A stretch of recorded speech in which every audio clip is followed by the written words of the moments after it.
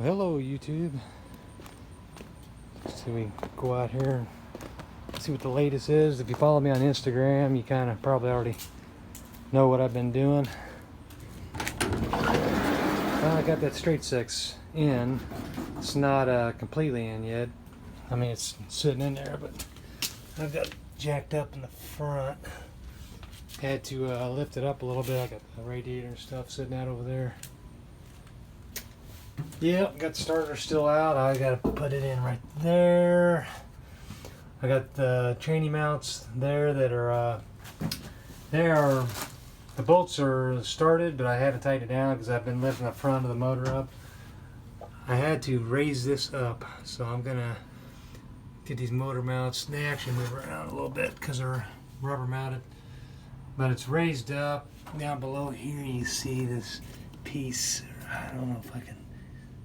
I can't turn the slide on this.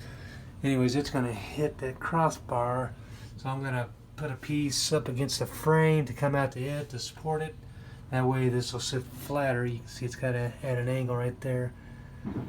But that's motor mount on the passenger side, and then on the driver's side, kind of the same deal. I'll go ahead and I've got the holes drilled for it for the square tubing. I just use that to raise it up.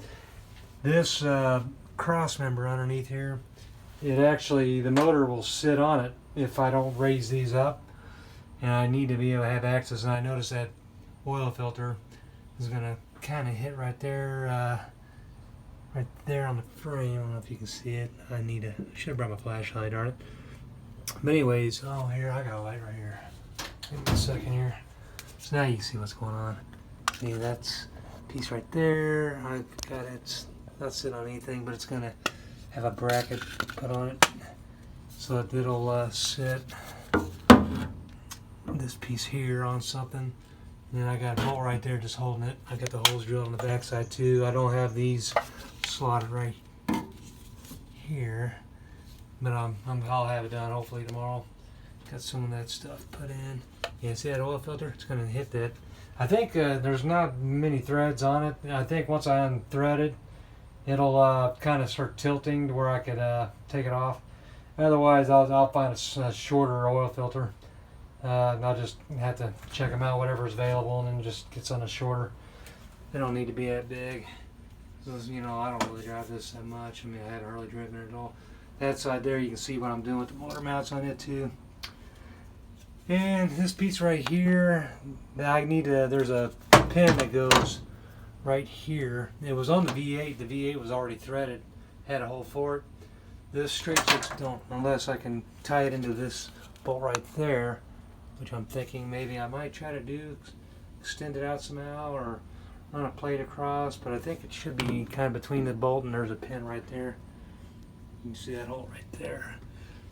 Anyways, let me see what else. I'm getting there. I got this in today. It was a pain in the butt. Looks like a one barrel carb. Someone asked me on Instagram what carburetor I got. It's actually looks like a one barrel. I don't know. I'm not much for these straight six carburetors. I don't really have a whole lot of experience in them. They use it as run. The straight sixes are great engines. They've always been reliable. Got the transmission put back in. I just went ahead and put this transmission that came off the small block Chevy onto the straight six, and that worked out fine. I have the power steering pump right there done. Excuse me. And I got a bracket here that fits up on the engine, and that fits on the other side. I'll have to do another video as soon as it's done. But anyways, that's where I'm at. I was able to just use my lift and just bring it straight in here. I did most of it by myself. I had a friend that offered to come over and help, and so he got here right after I'd already got the motor in. I just needed someone to help me swing it out. I used my engine lift and I used a chainfall hoist on it because I needed to be able to swing the engine forward, where the engine lift you couldn't do that because it's solid, and you tilted it and it would have come right about here. So I used that chain I got behind over here, and I was able to push it forward, and I used a ratchet strap up front to kind of hold it steady when I was trying to get these mounts in down here. But so far everything went good, not a problem. I knew I was going to run into issues with the motor mount, so there's nothing unexpected with that. Everything, there's one thing I did notice: the air cleaner right here will not fit with my doghouse cover. So I'm going to probably fab something up and just kind of either come up with a different style air cleaner or find some way to use a scoop. Maybe I can see they got plastic pipes, you know. Well, the newer vehicles now, even with throttle body, they don't have an air cleaner sitting on them. They have a what do you call it, a plastic tube piping kind of orientation, and the filter's just in line with it, you know, so the air at least gets filtered before it gets to it. So I may do something like that. I can weld something together. I have a plastic welder too that, you know, if I had some sheets of plastic, I can actually fab something up and look kind of cool, and then just kind of have it supported on here somehow. But yeah, then once the motor mounts are done, I got the wiring, I got the linkage, I got other things to do.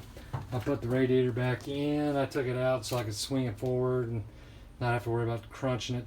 I think my fan and everything is all clear. There was a spacer that was part of the fan. I may have to take it off, but I think I'm good.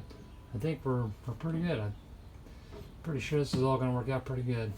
So I'm excited. I'm getting there. I got a few things. I got gauges I need to hook up: the oil pressure, the vacuum gauge, my temperature sending unit. They have a switch up there to tell when it's overheating, but I'm gonna probably find another spot where there's a water jacket, or even use that and just tee it off, and then use my new temperature gauge.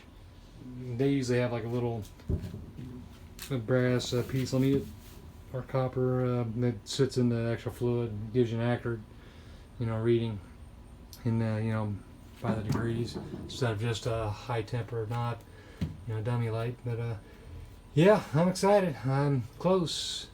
I mean, if I busted butt, I could probably have it all running by Sunday night, but I'm not going to work that hard. It's a 4th of July weekend. I'm going to go on ahead and get everything put together. I need some new hoses for the fuel line there. It's going to have to get tied in. See, it's cracked right there. I think I have some of that hose back inside the van. There's another one up here that goes into the side of the manifold. And I'll replace that. But everything's good. I got the 3-finger clutch put on this motor. It's a stiffer clutch. It will have less slippage, and it's brand new almost. I mean, I've only driven this just a few miles, you know, just around my neighborhood, because I've always been kind of worried about that motor acting kind of weird, and it was always smoking. But now I'm going to rebuild it. I've been looking at cams, and I think I'm probably going to go with roller lifters and a new cam, probably semi-stock, better gas mileage and more horsepower, but nothing aggressive where I got to deal with timing issues. And I'm going to try to not have to bore it. If I don't need to, I don't want to. Keep it as stock as possible, other than the cam. If I can get more horsepower and better fuel economy, I'll do that then. But that's where I'm at. Hopefully, if you want to find me on Instagram, just message me. If you're not already someone that follows me on Instagram, I don't really show much, just mostly mechanical junk. I'm not really that interesting, honestly. I just post this stuff for you know, years down the road. I'll look back and, oh yeah, I gotta remember that project. So that's kind of why I do this stuff. And I like Stepvans. I love these vehicles, the old bread trucks, and just trying to get her going, and hopefully start using them here pretty soon. But anyways, I'll go ahead and get off here. Good to see everybody. I hope y'all have a wonderful, safe 4th of July weekend, and y'all take care. Bye-bye.